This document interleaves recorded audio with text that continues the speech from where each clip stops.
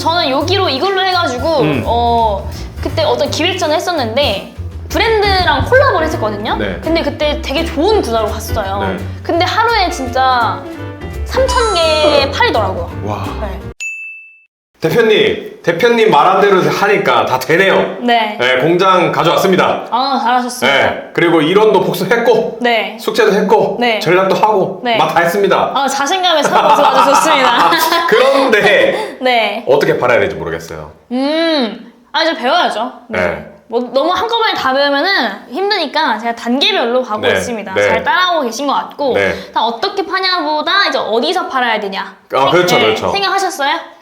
그럼 뭐 기본적으로 제가 알고 있는 거는 스마트 스토어, 네. 쿠팡, 네. 그리고 뭐 다른 이것저것들, 네네. 네, 그렇게 알고 있어요. 그쵸. 판매 플랫폼들이 있는데 그 플랫폼들의 특징이 있단 말이에요. 그 특징이 활용을 해가지고 우리가 네. 어디에 팔지를 결정해야 돼요. 근데 사람들이 보통 막 여기저기 다 입점하시고 그러시거든요. 근데 그것도 나쁜 방법은 아니에요. 나는 그냥 노출을 높여가지고 거기서 팔겠다. 근데 난 선택과 집중을 하겠다 해가지고 쿠팡만 패는 분이 있고 네. 스마트 스토어만 패는 분이 있고 있거든요. 네. 근데 우리도 어떻게 할지 생각을 해야 돼요. 네. 근데 저는 보통 초보자분들한테는 선택과 집중을 하라고 합니다. 왜냐면 하나를 잘해야지 그 다음을 잘할 건데 그쵸. 하나도 못했는데 그 다음을 어떻게 하냐. 그리고 판매했을 때 전환이 된 거를 분석을 하기 어려워요. 왜냐면은 11번가에서 어느 날 갑자기 팔렸어. 네. 근데 왜 팔렸는지 모르니까 그거를 반복시킬 수가 없는 거예요. 근데 예를 들어서 스마트 스토어에서 판매를 했는데 블로그에서 유입이 되고 카페에서 유입이 되고 그게 명확하게 파악이 됐어요. 네. 그러면은 블로그를 더 해야겠네? 네. 카페를 더 해야겠네? 이런 식으로 결론이 나오는데 네네네. 그냥 막 여기저기 올려놨을 때는 네. 분석이 안 된다는 거죠. 네. 그래서 근데 그건 선택하시면 돼요. 나는 일단 그냥 뭐 양으로 밀어비치겠다 네. 하는 경우도 있고 선택과 집중하는 경우도 있다. 네. 근데 저는 일단은 머머님한테는 선택과 집중을 하라고 가르쳐 네. 드릴 거예요. 네. 그래서 오늘은 선택지를 좀 설명을 해드릴게요. 알겠습니다. 네.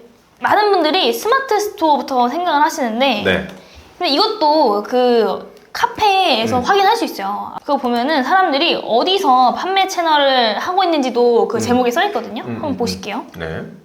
지금 여기 보시면 제목 앞에 네이버, 롯데, 롯데홈쇼핑, 지마켓, AK몰, 스팜, 네이버 스마트 스토어 이런 식으로 어디서 팔고 있다라는 걸 알려주거든요. 네. 그럼 이거 왜 적어놨을까요? 왜 적어놨을까요? 일단은 뭔가를 사려면 회원가입을 해야 되잖아요. 근데 일단 회원가입을 하기 번거로운 폐쇄물이나 그런 거는 사람들이 그냥 거기서부터 그냥 이탈이 돼요. 네. 처음부터 네. 허들. 그쵸. 그래서 오픈마켓이라든지 네이버 스마트 스토어는 기본적으로 쿠팡 뭐 다 가입돼 있잖아요. 네. 그리고 뭐 UF랑 11번가도 돼 있는 분들 많고 네이버 스마트 스토어는 네이버 계정만 있으면 되고 그래가지고 사람들이 이탈이 좀 많이 안 되게 하려면 좀 어느 정도 파급력이 있는 데서 시작하는 게 좋다. 네. 그래서 사람들이 뭐 공동구매로 시작해가지고 대박 나시는 분들도 있어요. 근데 공동구매는 어쨌거나 그 폐쇄적인 특성이 있기 때문에 네. 외부에서 유입을 끌어오기가 힘들잖아요. 네네. 네, 그렇기 때문에 일단은 초보자분들은 이렇게 허들을 낮은 데에 진입하시는 게 좋다. 허들 낮은 거는 저는 네이버 스마트 스토어랑 뭐 쿠팡, UF 생각하는데 일단 그 세 개를 좀 분석을 해볼게요. 네. 일단 네이버 스마트 스토어 같은 경우는 좋아요. 좋은 이유가 있는데 1번은 정산이 빠릅니다. 네. 보통 이제 구매 확정을 누르면 일주일 내로 정산이 되는데 네. 그게 빠른 정산 시스템이라고 해가지고 네. 그걸 또 시스템에 신청을 하면은 정산이 한 3, 4일? 2, 3일 내로도 빠르게 돼요. 네. 그러니까 사업하시는데 자금이 묶이면 안 되거든요. 네. 자금이 묶이게 되면은 그 거래처에다가 이제 돈을 줘야 되는데 그걸 못하면 발주가 안 되잖아요. 그래가지고 문제가 생기거든요. 소자본으로 시작하시는 분들은 100만 원 안에서 핸들링을 다 해야 되는데 네. 정산 주기가 긴 데를 가버리면은 돈이 회전이 안 됩니다. 아하. 근데 네이버는 빠른 정산을 해준다. 아하. 그리고 그 수수료도 굉장히 저렴하다. 5%면 수수료가 비싼 거예요. 네이버에서는 5%보다 수수료가 낮아요. 네. 한 3%, 4%. 이게 결제 방법에 따라 다릅니다. 뭐 무통장으로 하는지 신용카드로 하는지 그거에 따라서 다른데 그 네이버는 보통 이제 5% 밑으로 떨어지기 때문에 수수료 부담이 적다.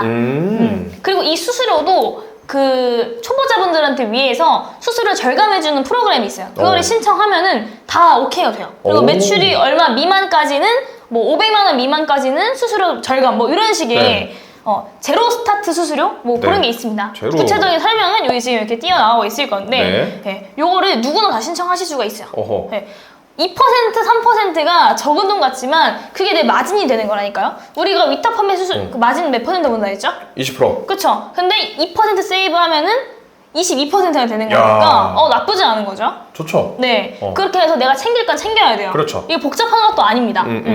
네, 그렇게 돼서 수수료가 낮고 정상적이가 빠르고 그리고 세 번째 같은 경우에는 일단 네이버가 사람들이 결제하기가 네이버 페이가 용이하다. 네, 바로 연동이 되니까 고민을 하게 하면 안 되는데 네이버 페이로 빠른 결제를 유도해 버린다. 네, 그래서 네이버가 그렇게 되어 있고요. 두 번째로 쿠팡 같은 경우에는 쿠팡은 약간 저는 엄청나게 권장되지 않는데 왜 그러냐면 가장 큰 단점이 정산 주기가 좀 긴 편이에요. 정산 주기를 이해하는데도 좀 시간이 걸렸어요. 이게 100% 한꺼번에 정산해주는 게 아니라 분할해가지고 정산해주더라고요. 네. 그래서 이게 돈이 묶여버려가지고 대출 받으시는 대표님도 봤어요. 제가. 저도 많이 들었어요. 네네. 그러다가 또 망하는 케이스도 나온다고. 그렇죠. 네. 그거 어떻게 해요? 쿠팡 안 하는 게 낫지. 오케이. 근데 요즘에는 그런 것들을 좀 해결해주려고 시스템 자체를 도입을 해주고 있고 그리고 그 로켓 배송 요즘에 쿠팡에서 엄청나게 하잖아요. 네. 그냥 위탁 판매 하시는 분들이나 아니면 그냥 소규모의 쇼핑몰들도 로켓 배송을 할 수 있게끔 좀 도와주더라고요, 쿠팡이. 네. 그런 식으로 약간 변화하려는 모습이 좀 있어가지고 그래도 해볼만 하다라는 의견입니다. 근데 저는 이제 메인으로 하시라고 하는 거는 스마트 스토어만 선택과 집중을 하셨으면 좋겠다 요거인데 그래도 쿠팡을 알아 놓으시면 좋으니까 오케이. 제가 설명해드렸던 거고 그 다음에 위메프는 그 한 5년 6년 전에 진짜 완전 그 난리 났던 게 그 핫딜 위메프 특가 투데이 특가 그게 뭐냐면 12시 땡 하면은 그 상품들이 올라와요. 오늘의 특가로 해가지고. 네. 그러면 거기 이제 사람들이 막 기다렸다가 오늘은 뭐가 뜰까 해가지고 막 미친 듯이 사는 거예요. 네. 근데 그게 수수료가 14%부터 스타트예요. 와, 세다. 이전은 좀 더 쌌거든요. 근데 지금은 14%부터 스타트고 그리고 좋은 구자를 준다는 뜻이 있거든요. 이 구자는 뭐냐면 우리가 위메프 딱 들어가잖아요. 그럼 그 화면에 가장 상단에 노출되어 있는 것들 우리가 많이 클릭을 하겠죠. 네네네. 그리고 막 팝업 같은 것도 뜨고 알림이 푸시 알림이 오죠. 그런 거 하나하나가 광고이기도 하면서 아니면 수수료를 많이 내면은 우리가 이거 너 노출시켜 줄게. 그러면 내부의 트래픽이 활성화되어 있기 때문에 자연으로 사는 사람들이 있어. 대신 수수료를 많이 내라는 거거든요. 그래서 화면 한번 보면은 위메프 한번 볼게요. 근데 예전에는 이게 좀 엄청 잘 됐었는데 지금은 예전만 하진 않아요. 그래도 도움이 돼요. 지금 보면 아직도 특가데이 하고 있잖아요. 위메프 특가데이. 그리고 뭐 이런 식으로 쇼핑 페스티벌 해가지고 그 쇼핑 기간, 뭐 베이비 기간이다. 그러면은 애들 용품. 그 다음에 푸드 페스티벌 하면은 식품 기간 해가지고 그런 식으로 플랜을 짜가지고 나는 이것만 해가지고 돈 벌어먹겠다. 나는 핫딜만 해서 돈 벌어먹겠다 하면은 다음 달 스케줄이 있거든요. 그러면은 첫 번째 주는 그 식품이다. 그럼 식품 싹 세팅해. 두 번째 주는 육아 싹 세팅해. 세 번째는 애견이야. 애견 싹 세팅해. 해가지고 탕탕탕탕 해가지고 그렇게 빵빵빵빵 팔아먹고 돈 버는 방법도 있죠. 근데 그거는 MD랑 교류를 좀 잘해야 되는데 MD는 뭐 연결해달라고 하면은 연결 받을 수 있어요. UEF에 연락해가지고. 보시면은 지금 이렇게 후아유가 상단에 노출되어 있잖아요. 근데 이게 브랜드가 클수록 노출을 좀 자체적으로 잘 해주는 게 있어요. 왜냐면 UMF에서도 야 우리도 이렇게 좀 빡센 애들 들어와서 판매한다. 너네들도 좀 팔아봐. 이런 식으로 이렇게 해야 되니까 노출을 좀 잘 해주거든요. 근데 이렇게 하는데 수수료가 있고 아니면은 아예 1,000만 원, 2,000만 원 받고 시작을 해. 약간 이런 식으로 해요. 근데 우리는 어쨌거나 소상공인이잖아요. 이거는 알아만 두고 우리가 하는 거는 14%에서 20% 정도 수수료. 근데 20%도 엄청나게 치명적인 거예요.